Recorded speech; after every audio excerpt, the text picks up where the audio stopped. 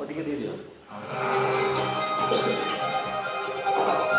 विद्युत ऊर्जा का ऐसा स्रोत है जिसके बिना जीवन की कल्पना अधूरी है। वही सितबर का नहीं बनना, शॉकिंग न्यूज को उड़ाना देना है। एनटीपीसी लिमिटेड भारत में विद्युत उत्पादन की एक ऐसी महारत्न कंपनी है जो देश के 1/4 भाग को अपने प्रकाश से आलोकित कर रही है। विद्युत के बहते प्रवाह की तेज में जीवन और मरण दोनों शामिल है। इलेक्ट्रिकल सेफ्टी के लिए सबसे पहले जरूरी है सतर्क रहना। जिस तरह विद्युत उत्पादन से हो रहे फायदे एक वैज्ञानिक पद्धति है, उसी तरह इससे होने वाला नुकसान एक वैज्ञानिक कारण है। मानव शरीर से प्रभावित विद्युत शरीर को झटके देता है। विद्युत का प्रवाह मानव शरीर में स्थित प्रतिरोध के विपरीत काम करता है। यदि मानव शरीर एसी सप्लाई से सीधे संपर्क में आता है तो ये ज्यादा नुकसानदेह होता है। ऐसी स्थिति में मानव शरीर का नर्वस सिस्टम, टिश्यू और मांसपेशियां क्षीण हो जाते हैं और साथ ही हृदय का संतुलन बिगड़ जाता है। इलेक्ट्रिक शॉक किसी को भी गंभीर रूप से घायल कर सकता है। हाई वोल्टेज एरिया के संपर्क में आने से मानव शरीर जल सकता है। बिजली का खेल खतरनाक है। इसके साथ काम करने के लिए क्या करना और क्या नहीं करना है, ये महत्वपूर्ण है।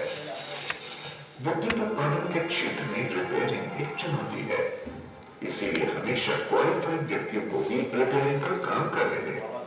व्यक्ति जिस प्लांट में काम करने जा रहा है उसे उस जगह और वहां के इलेक्ट्रिक उपकरणों की पूरी जानकारी होनी चाहिए। कार्य करने से पहले और वहां से संबंधित सभी तरह की विद्युत सप्लाई को रोकने और एक वैध परमिट टू वर्क लें। परमिट में लिखे हुए सभी आइसोलेशन को सुनिश्चित करें और लॉकआउट टैगआउट का पालन करते हुए उपकरण के सप्लाई मॉड्यूल को लॉक करें एवं टैग करें। मरम्मत का कार्य पूरा होने पर परमिट को वापस करें और इससे पहले ये सुनिश्चित करें कि उपकरण पर कोई व्यक्ति अब कार्य न कर रहा हो एवं मरम्मत का काम करने वाले औजार को उपकरण से हटा दिया गया हो। ये भी सुनिश्चित करें कि कार्य करने वाले स्थान पर किसी तरह की अर्थिंग या उपकरण गर्म न हो रहा हो। किसी भी इलेक्ट्रिक लाइन को चालू करने से पहले पूरी तरह से जांच लें कि बिजली के तार कहीं से कटे पिटे न हो। सॉकेट में जांच कर लें कि कहीं से ढीला तो नहीं है। बिजली के उपकरण पर काम करने से पहले ये सुनिश्चित कर लें कि वहां की बिजली काट दी गई हो। सिंगल फेज सप्लाई से चलने वाले उपकरणों को चलाने के लिए केवल 3 को केबल का इस्तेमाल करें जिसका तीसरा तार अर्थिंग से जुड़ा हो। सभी अस्थायी विद्युत उपकरणों को विद्युत सप्लाई आरसीसीबी अथवा ईएलसीबी जैसे सर्किट ब्रेकर के द्वारा ही जारी किया जाना चाहिए, जो कि व्यक्ति को करंट लगने की स्थिति में विद्युत प्रवाह को स्वतः ही बंद कर देते हैं। इनकी trip current rating 30 milli ampere होती है। अस्थायी विद्युत उपकरणों की केबल को प्लग टॉप के जरिए ही विद्युत सप्लाई के सॉकेट से जोड़ा जाए। काम करने से पहले और काम खत्म होने के बाद विद्युत मीटर जरूर चेक करें। किसी तार को जोड़ते समय सुनिश्चित कर लें कि वह सही तरीके से सही जगह जुड़ा हो। ग्राउंड सर्किट को हमेशा चेक करते रहें, उसमें बिजली तो नहीं आती। सभी विद्युत उपकरण अच्छी गुणवत्ता की सामग्री से बने हो एवं आवश्यकतानुसार ग्राउंड यानी अर्थ हो। विद्युत से चलने वाले हैंड टूल या तो डबल इंसुलेटेड हो अथवा ग्राउंड हो। विद्युत उपकरणों के वे वाहन जिनमें विद्युत प्रवाहित नहीं होती है उन्हें IS 343/1987 के अनुसार ऑफ किया जाना चाहिए। किसी भी तरह के शॉर्ट सर्किट होने पर मेन स्विच ऑफ कर दें। कभी गिरने के केबल और जॉइंट्स को अनदेखा न करें, तुरंत उसकी रिपेयरिंग करें। किसी भी फ्यूज को तुरंत न बदलें। फ्यूज को रिपेयर करने से पहले पूरी तरह से तकनीकी जांच करें। फ्यूज निकालने या लगाने से पहले यह सुनिश्चित करें कि मॉड्यूल का सप्लाई बंद हो। किसी भी इलेक्ट्रिकल पॉइंट पर विद्युत प्रवाह ओवरलोड न होने दें। आग लगने पर कभी भी पानी का प्रयोग न करें। आग बुझाने के लिए बालू, कार्बन डाइऑक्साइड गैस या सूखा केमिकल पाउडर का इस्तेमाल करें।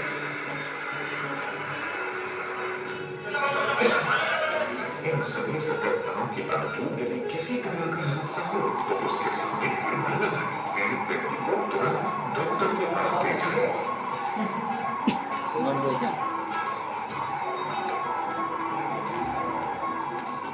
विद्युत संबंधी सुरक्षा जीवन के प्रत्येक पहलू के लिए अत्यंत महत्वपूर्ण है, इसीलिए सतर्क रहें, सुरक्षित रहें।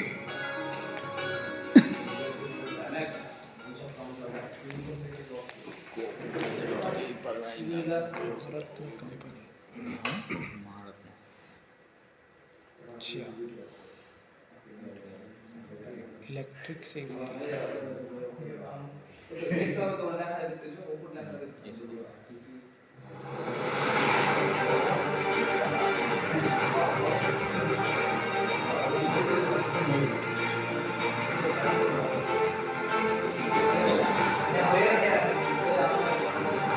देश का सबसे बड़ा बिजली उत्पादक एनटीपीसी अपने कार्यरत कर्मचारी को पूरी तरह से सुरक्षित और उम्दा कामकाजी माहौल प्रदान करने के लिए पूरी तरह प्रतिबद्ध है।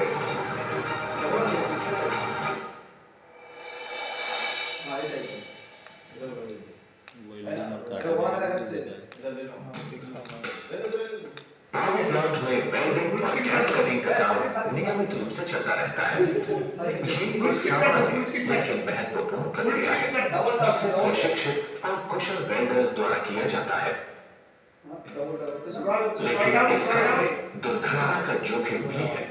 यदि इस काम को पर्याप्त सावधानी और सुरक्षा उपायों के साथ न किया जाए तो दुर्घटनाएं हो सकती है। इससे जान माल को गंभीर नुकसान पहुंच सकता है। इसलिए एनटीपीसी ने वेल्डिंग और गैस कटिंग के लिए सुरक्षा मानक तय किए हैं, जिनका पालन करके हमारे कामगार भाई स्वयं सुरक्षित रह सकते हैं और पावर प्लांट की संपत्ति को भी सुरक्षित रख सकते हैं।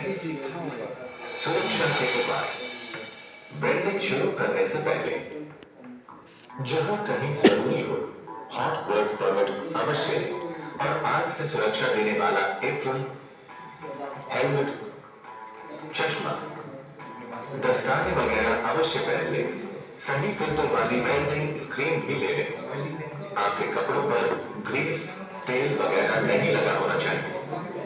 अगर वेल्डिंग किसी ऊंची जगह पर करनी हो तो सुरक्षा के लिए हार्नेस जरूर लगाएं और नीचे गिरने वाली छींटों या चिंगारियों से आग की दुर्घटना को रोकने के लिए सुरक्षा के उपाय जरूर करें। वेल्डिंग की जगह के आसपास से सभी ज्वलनशील पदार्थ हटा दें या ठीक से ढक दें। वेल्डिंग, गैस कटिंग या ग्राइंडिंग का काम बंद कमरे में नहीं करना चाहिए, लेकिन अगर जरूरी हो तो सुरक्षा के सारे उपाय अवश्य अपनाएं और सारा काम सुपरवाइजर की देखरेख में करें। आसपास काम कर रहे या पास से गुजरने वाले कामगारों को चिंगारियों या छींटों से सुरक्षित रखने की व्यवस्था करें। अगर तेल या किसी ज्वलनशील पदार्थ के ड्रम की वेल्डिंग करनी हो तो ध्यान रहे कि इसका ढक्कन खुला होना चाहिए। तेल या गैस की पाइपलाइन भी साफ और वेल्डिंग के लिए उपयुक्त होनी चाहिए। गैस कटिंग में भी यही सावधानियां बरतनी चाहिए। गैस सिलेंडर को कभी भी लुढ़का कर न ले जाए, हमेशा ट्रॉली या किसी अन्य साधन से ले जाएं। अब उपकरणों पर ध्यान दें। वेल्डिंग मशीन की भली प्रकार अर्थिंग करें और तेल या गैस की पाइपलाइन को कभी अर्थिंग के लिए इस्तेमाल न करें। केबल की क्वालिटी और कनेक्शन को भी अच्छी तरह से चेक कर लें। सही इलेक्ट्रोड का इस्तेमाल करें और वेल्डर होल्डर भी बेहतर क्वालिटी का होना चाहिए। कभी भी उल्टे हुए होल्डर का इस्तेमाल न करें। वेल्डिंग केबल्स के कनेक्शंस को खुले रास्ते में न छोड़ें। ठीक से किनारे व्यवस्थित कर लें ताकि आने जाने वाले वाहनों से इसे कोई नुकसान न पहुंचे। गैस कटिंग से पहले सिलेंडर से गैस की लीकेज जांच लें। सिलेंडर को किसी गीले कपड़े से ढक दें, जिससे यदि गैस का रिसाव हो भी तो कपड़े में ही रह जाए, चिंगारी या छींटों के संपर्क में न आए। गैस टॉर्च का नोजल साफ होना चाहिए, इसमें कोई धूल या गंदगी न हो। नियमित रूप से सफाई करना बेहतर है। दोनों साइड फ्लैशबैक अरेस्टर लगे होने चाहिए। वेल्डिंग करते समय ऐसी पोजीशन को बैठें कि धुआं आपके मुंह पर न आए। हो होस कनेक्शन भी बेहतर क्वालिटी का होना चाहिए और पाइप में कोई फ्लेक्स वगैरह ना हो। ऑक्सीजन होस पाइप के पॉइंट्स पर कभी भी तेल या ग्रीस न लगाएं। गैस सिलेंडर्स को बिजली के करंट वाले तारों या अन्य किसी संपर्क से दूर रखें। वेल्डिंग या गैस कटिंग के दौरान वेल्डिंग मशीन को कभी इधर उधर ना शिफ्ट करें, ये खतरनाक हो सकता है। गैस सिलेंडर को हमेशा स्ट्रैप, कॉलर या चेन की मदद से सीधा खड़ा रखें। टॉर्च को हमेशा फ्रिक्शन लाइटर या किसी अन्य साधन से जलाएं। माचिस का इस्तेमाल कभी न करें। टॉर्च को बदलना हो तो गैस बंद कर दें। यदि वेल्डिंग का काम बंद कमरे में हो रहा हो तो वेल्डिंग मशीन को कमरे से बाहर रखें। हमेशा दस्ताने पहनकर इलेक्ट्रोड को होल्डर में लगाएं। वेल्डिंग या गैस कटिंग के बाद ध्यान रखें, काम के बाद वेल्डिंग मशीन को ऑफ कर दें। इसे कभी भी ऑन न छोड़ें, साथ ही मेन सप्लाई को भी ऑफ कर दें। इलेक्ट्रोड के जले हुए टुकड़ों को इकट्ठा करके साइड से हटा दें। गैस कटिंग के बाद सिलेंडर को ऑफ कर दें और इसे उपयुक्त स्थान पर रखें। गैस कटिंग सेट को कभी भी चालू हालत में न छोड़ें। सिलेंडर पर उसमें मौजूद सामग्री के बारे में सही ढंग से लिखा होना चाहिए। यदि कोई संदेह या शंका हो तो अपने सुपरवाइजर से संपर्क करें। गैस कटिंग टॉर्च को कभी भी बंद कमरे में न छोड़ें। काम खत्म होने के तुरंत बाद इसे हटा दें। ग्राइंडिंग के दौरान सावधान रहें। ग्राइंडिंग मशीन की सही तरीके से अर्थिंग करें। व्हील का आकार छोटा या बड़ा नहीं बल्कि उचित होना चाहिए। हमेशा बेहतर क्वालिटी का ग्राइंडिंग व्हील इस्तेमाल करें और इसे मशीन के साथ अच्छी तरह से जोड़ दें। ग्राइंडिंग के दौरान निकलने वाली चिंगारियों से आग लगने की संभावना होती है, इसलिए आग से सुरक्षा के उपाय अवश्य अपनाएं। सुरक्षा के ये सभी उपाय महत्वपूर्ण हैं। इन्हें पूरी ईमानदारी से अपनाएं। कोई भी लापरवाही या सुरक्षा उपायों की अनदेखी महंगी पड़ सकती है। याद रखिए, आपका जीवन सबसे अधिक कीमती है और इसे सुरक्षित रखना आपकी सबसे बड़ी जिम्मेदारी है। एनटीपीसी अपने प्रत्येक कर्मचारी के जीवन को और राष्ट्र की संपत्ति को सुरक्षित रखने के लिए प्रतिबद्ध है। सावधान रहें, सतर्क रहें, सुरक्षित रहें।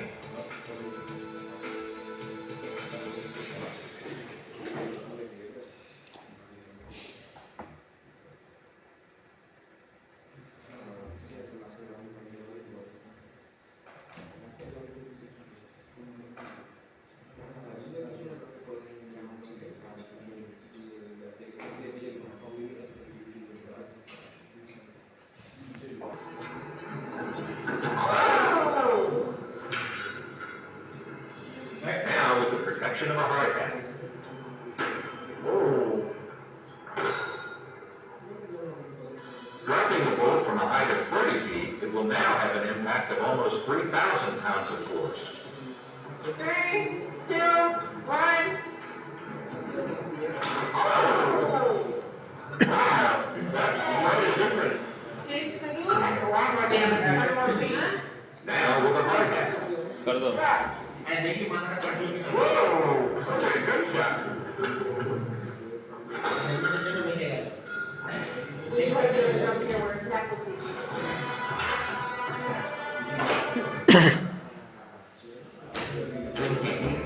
दुनिया की सबसे बड़ी बिजली उत्पादन कंपनियों में से एक है। देश के विकास के लिए बिजली उत्पादन करना एनटीपीसी का ध्येय है। साथ ही अपने मजदूरों और कर्मचारियों की सुरक्षा के लिए भी एनटीपीसी पूरी तरह वचनबद्ध है।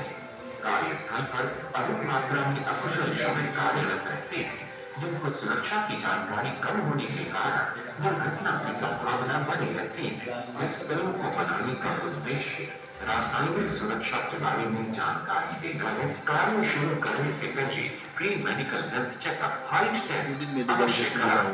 रासायनिक सुरक्षा के बारे में जानकारी लेने पर गेट पास बनेगा। परिसर में प्रवेश करने के पश्चात सुपरवाइजर को संपर्क करें।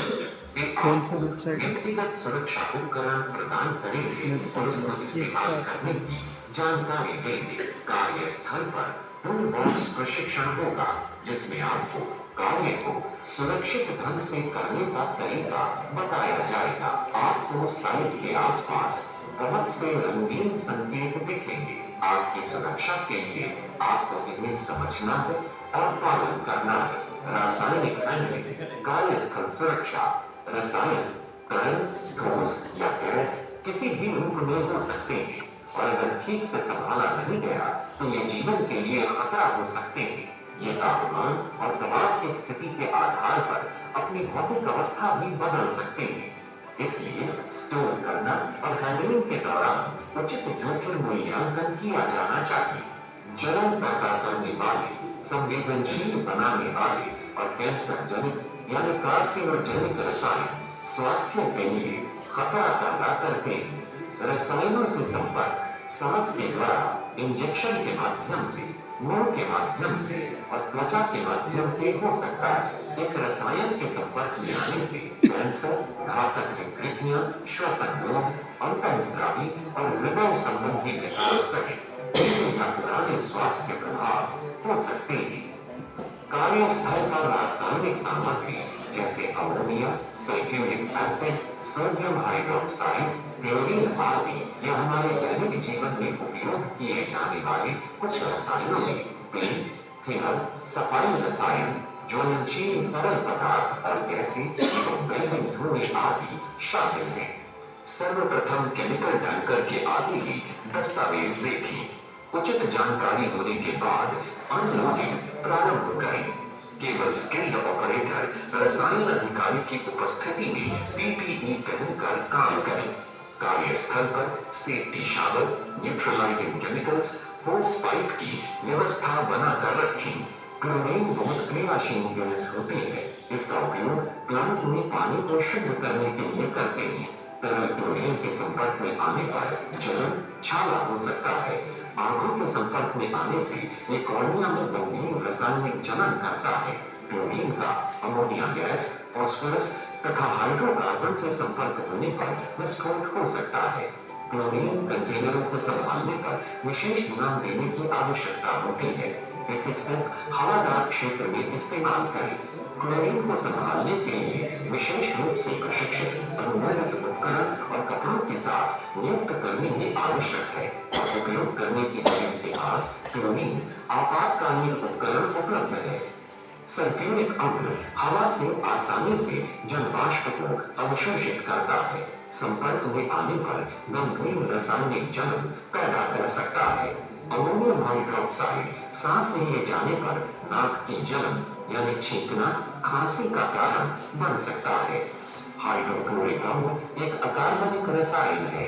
ये पानी में पीएच नियंत्रित करता है। सभी रसायनों का भंडारण ठंडे एवं हवादार जगह ही करें। जब लीक या स्प्लैश का खतरा हो, वहाँ पूर्ण सुरक्षात्मक उपकरण रहें। रसायनों के रिसाव अथवा फैलने पर जब तक दूषित वायु इंजीनियरिंग नियंत्रण द्वारा पर्याप्त रूप से प्रतिबंधित न हो, ब्रीदिंग apparatus पहन कर जाए। उपयुक्त सांस लेने के उपकरण का उपयोग करने से पहले जांच परख कर लें। रसायनों को संभालने और स्टोर करने के लिए निर्माता के दिशा निर्देशों का पालन करें। रसायन के शरीर में चले जाने की स्थिति में सामग्री सुरक्षा डेटा शीट की सहायता लें। रसायनों की वैधता समाप्ति तिथि का रिकॉर्ड रखें और प्राथमिक चिकित्सा पद्धति को जानें।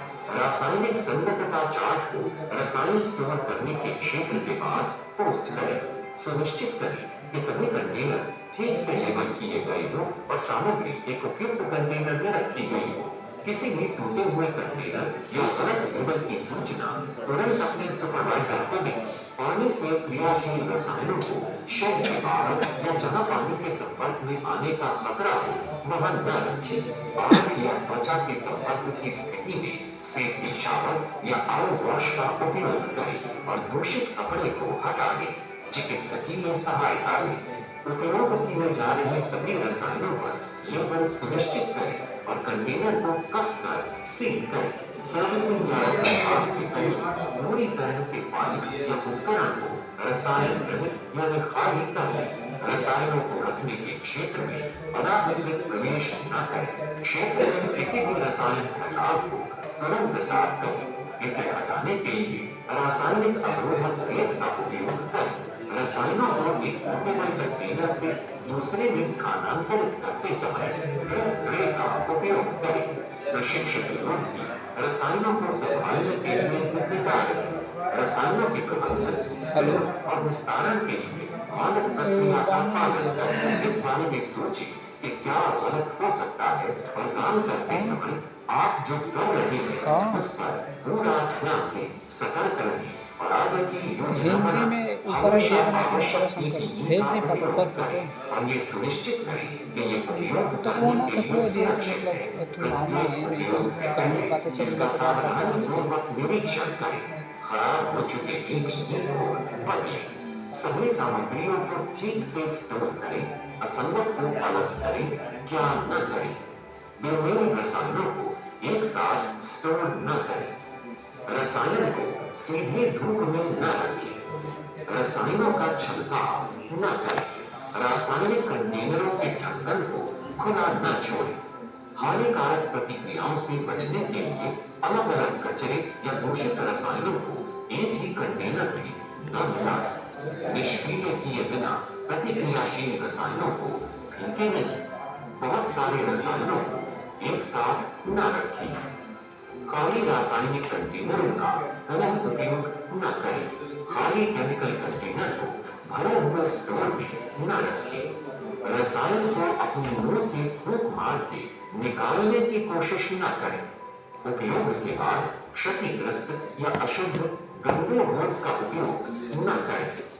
एसिड कंटेनरों को ले जाते समय सावधानी बरतें। ज्वलनशील रसायनों को परिवहन और अस्थायी रूप से स्टोर करने के लिए प्लास्टिक कंटेनर का उपयोग न करें। रासायनिक स्टोर के पास ज्वलनशील कचरे को न रखें। सिलेंडर को ड्रैग, स्लाइड या रोल न करें। रासायनिक संचालन नियम लिखे निर्देशों को पढ़ें। रसायनों से जुड़े सभी कार्यों के लिए अब जो नियम हम बताएंगे उनका उपयोग किया जाना चाहिए। नियमित जोखिम से बचाव, सुरक्षित आदतों का विकास और अपनाने को बढ़ावा दें। रसायनों की गंध या स्वाद न लें। जहरीले पदार्थों को छोड़ने की अनुमति नहीं है। केवल उन्हीं रसायनों का प्रयोग करें जिनके लिए उपलब्ध वेंटिलेशन सिस्टम की गुणवत्ता उपयुक्त हो। उन जगह पर खाना पीना धूम्रपान न करें, च्युइंगम न चबाएं या सौंदर्य प्रसाधन न लगाएं जहां रसायन मौजूद है। इन गतिविधियों को करने से पहले हाथ धोएं। लंबे बाल न रखें और ढीले कपड़े न पहनें। सैंडल या छेद वाले जूते न पहनें। एक ऑपरेशन पूरा होने पर या प्रत्येक दिन के अंत में कार्य क्षेत्र को साफ करें। जब तक आवश्यक न हो कॉन्टैक्ट लेंस के उपयोग से बचें। यदि उनका उपयोग किया जाता है तो पर्यवेक्षक को सूचित करें ताकि विशेष सावधानी बरती जा सके। प्रयोगशाला में अकेले काम न करें। असुरक्षित स्थितियों के प्रति सतर्क रहें और ऐसी स्थिति का पता चलते ही उन्हें ठीक किया जाना चाहिए। रासायनिक कचरे को उचित रूप से लेबल किए कंटेनर में जमा करें। आपातकालीन प्रक्रियाओं को समझने का अर्थ है निकासी प्रक्रियाओं, आपातकालीन रिपोर्टिंग प्रक्रियाओं, आग और फैलाव से निपटने की प्रक्रियाओं को जानना। यदि कोई रसायनों से ग्रसित हो जाता है तो आपात स्थिति में क्या करना चाहिए। खुद को, अपने सहकर्मियों को और व्यक्तिगत परिसर को सुरक्षित बनाएं। लंच हो गया। नाइट वर्क हो गया।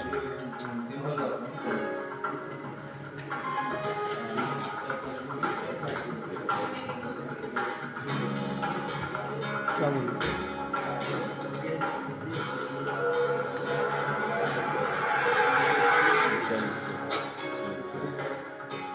एंटीटी एबीसी अपने मजदूरों और कर्मचारियों की सुरक्षा के लिए पूरी तरह से वचनबद्ध है। खासकर ऊंचाई पर काम करने वाले मजदूरों और कर्मचारियों के लिए सुरक्षा का पूरा इंतजाम रखा जाता है ताकि कोई दुर्घटना न घट सके।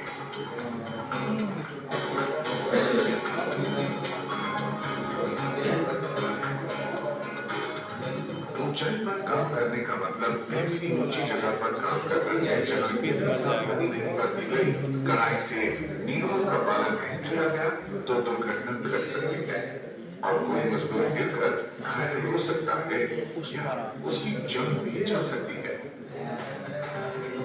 ऊंचाई पर काम करते हुए मजदूर या कर्मचारी को हमेशा सतर्क रहना चाहिए। ये बहुत आवश्यक है क्योंकि कहते हैं कि सतर्कता हटी दुर्घटना घटी। लंच हो गया। कभी भी किसी ऊंचे प्लेटफॉर्म, स्कैफोल्ड, बीम या किनारों पर आराम करने या सोने की कोशिश न करें। ये घातक साबित हो सकता है। सतर्क रहने का मतलब पूरी सावधानी बरतना, ऊंचाई पर काम करने की सुरक्षा के साधनों तथा नियमों का कड़ाई से पालन करना और बिना ध्यान बांटे हमेशा सचेत रहना है। सतर्क रहे, सुरक्षित रहे। हाइट पास याद रखिए कि ऊंचाई पर काम करने के लिए आपकी पहली सबसे अहम आवश्यकता है हाइट पास की। ऊंचाई पर काम करने के योग्य होने के लिए किसी भी मजदूर या कर्मचारी के पास एक वैलिड हाइट पास का होना जरूरी है। हाइट पास के लिए ऊंचाई पर काम करने के सभी नियमों और सावधानियों की जानकारी के साथ एक विशेष मेडिकल फिटनेस टेस्ट देना पड़ता है। मेडिकल फिटनेस टेस्ट में ब्लड प्रेशर, आंख, नाक, कान आदि का चेकअप होता है। ये सुनिश्चित किया जाता है कि कहीं व्यक्ति हाई ब्लड प्रेशर, मिर्गी, हाइट फोबिया या चक्कर आने जैसी बीमारी से ग्रस्त तो नहीं है। उसके बाद किसी ऊंचे प्लेटफॉर्म या स्कैफोल्डिंग पर काम करके दिखाते हुए इनका हाइट टेस्ट होता है। फिर दोबारा मेडिकल फिटनेस चेकअप होता है। सब कुछ संतोषप्रद पाए जाने के बाद ही हाइट पास जारी किया जाता है। हाइट फोबिया या ऊंचाई का डर बहुत आम बीमारी है। ज्यादातर लोगों के साथ ये होता है कि ज्यादा ऊंचाई से नीचे देखने पर उनका दिल तेजी से धड़कने लगता है और उन्हें चक्कर जैसा भी लगता है। ऐसे लोग ऊंचाई पर काम करने योग्य नहीं होते हैं।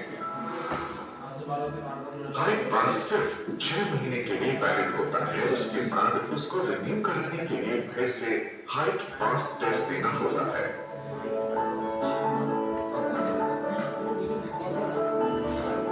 ऊंचाई पर काम करते समय आपके साथ व्यक्तिगत सुरक्षा उपकरण पीपीई का होना अनिवार्य है।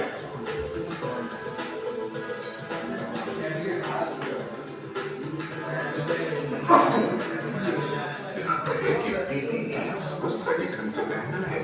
यदि किसी स्थिति में आपके शरीर को सुरक्षित नहीं करेगा। ये कह रहे थे कि अटेंडेंस शीट आया है ना? हाँ सर आया। उसके सामने अपना जो है शू साइज भी लिख देना तुम लोग। जो दे दिए उनको नहीं लिखना है, जो बाकी जो बचे हैं वो अभी लेके। ये सेफ्टी वाला मेन इसलिए चला जा रहा है, ऐसा ही वीडियो तुम्हें सेफ्टी ट्रेनिंग के लिए दिया जाता है। जो लोग बचे हैं शू साइज अभी लिख के दे देंगे अटेंडेंस शीट।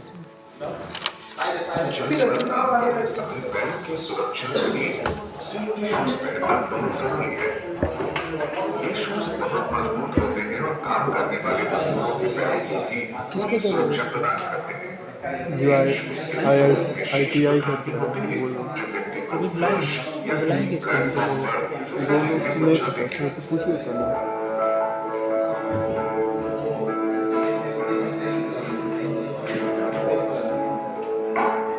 ऊंचाई पर काम करते समय सेफ्टी हेलमेट पहनना बहुत जरूरी है। ये गिरने की स्थिति में सर पर घातक चोट लगने से बचाता है। याद रखिए कि सर पर लगने वाली चोटें घातक हो सकती है और ये जान भी ले सकती है। इसलिए कभी भी सेफ्टी हेलमेट पहनना न भूलें।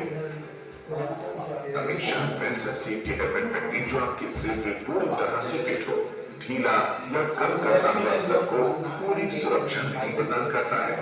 इसका स्ट्रैप सुरक्षित और अच्छी तरह कसा होना चाहिए। यदि हेलमेट कसा हुआ नहीं होगा तो ऊंचाई से गिरने की अवस्था में वो सर से अलग हो जाएगा और आपके सर को सुरक्षा नहीं प्रदान कर पाएगा। ये है full body safety harness lanyard के साथ सेफ्टी बेल्ट। जब आप 2 मीटर या इससे ज्यादा ऊंचाई पर काम करने जा रहे हो तो इसे पहनना आवश्यक है। पहनते समय सुनिश्चित कर लें कि बेल्ट ठीक तरह से लगी हुई हो, साथ ही मूवमेंट में सुविधाजनक और आरामदायक भी हो। ये है लैनियार्ड यानी हुक लगी मोटी रस्सी।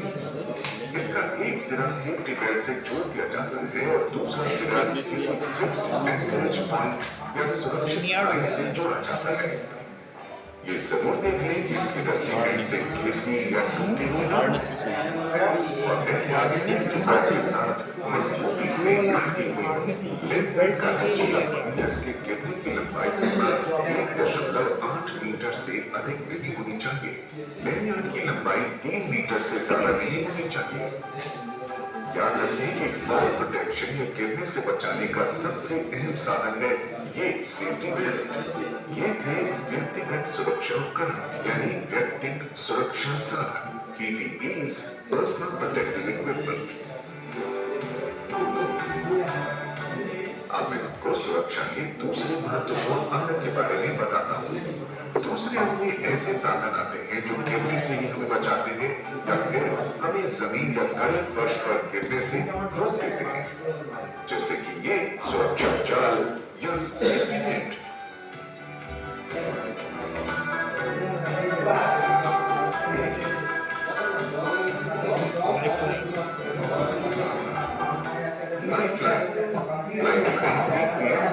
रस्सी होती है जिसको ऊंचाई पर डालकर बांध दिया जाता है।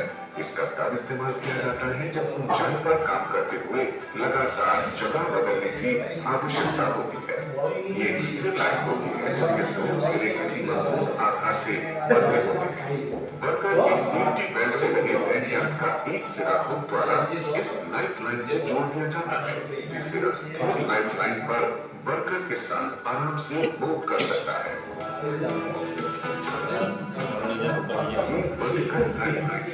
इसको रोप क्रैम्प फॉर अरेस्टर के साथ फुल बॉडी सेफ्टी हार्नेस से जोड़ा जाता है। इसका इस्तेमाल ऊंचे स्टेप बोर्ड या खड़ी सीढ़ियों पर आते जाते हुए किया जाता है। एज प्रोटेक्शन किनारों पर सुरक्षा के लिए गार्ड रेल का होना जरूरी है, वरना सीढ़ी पर चढ़ते और उतरते समय या किसी ऊंचे प्लेटफॉर्म पर काम करते समय किसी का सावधानी से गिरने का खतरा रहता है। गार्ड रेल के 3 हिस्से होते हैं, टॉप या ऊपरी रेल, मिडिल रेल और top rail. Top rail platform या जाली से 900 मिलीमीटर से 1200 मिलीमीटर ऊंची होनी चाहिए। टॉप प्लेटफॉर्म की सतह से 150 मिलीमीटर ऊंचा होना चाहिए। मिडिल रेल इन दोनों के बीच में होती है। ऊंचाई पर बैरिकेड या रुकावट के लिए कभी भी हल्की कमजोर काम चलाऊ चीज जैसे पतली रस्सी, टेप आदि का इस्तेमाल नहीं करना चाहिए। इसके भयंकर परिणाम हो सकते हैं।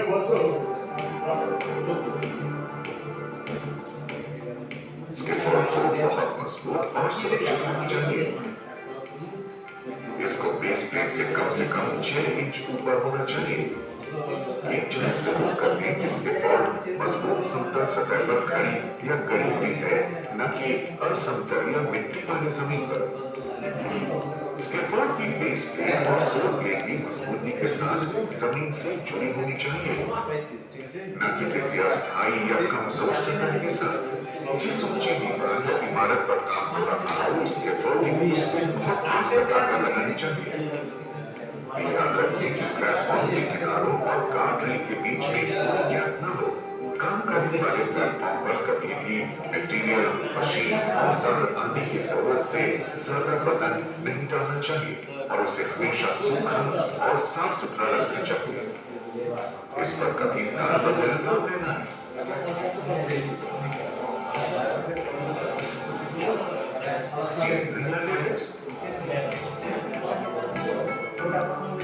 याद रखें कि ऊंचाई पर चढ़ने के लिए हमेशा मजबूत सीढ़ी का इस्तेमाल करें। और इसे नीचे सुंदर सा गला दिखाते हुए सही एंगल से झुकाते हुए उसके फॉर्म और प्लेटफॉर्म से इस तरह लगाएं कि ऊपरी सतह से काफी निकली हो सीने के डंडे समान और मजबूत होनी चाहिए। एनटीपीसी अपनी वर्करों की सुरक्षा की पूरी जिम्मेदारी लेती है। यहाँ ऊंचाई पर काम करते हुए भी आप खुद को उतना ही सुरक्षित महसूस करेंगे जितना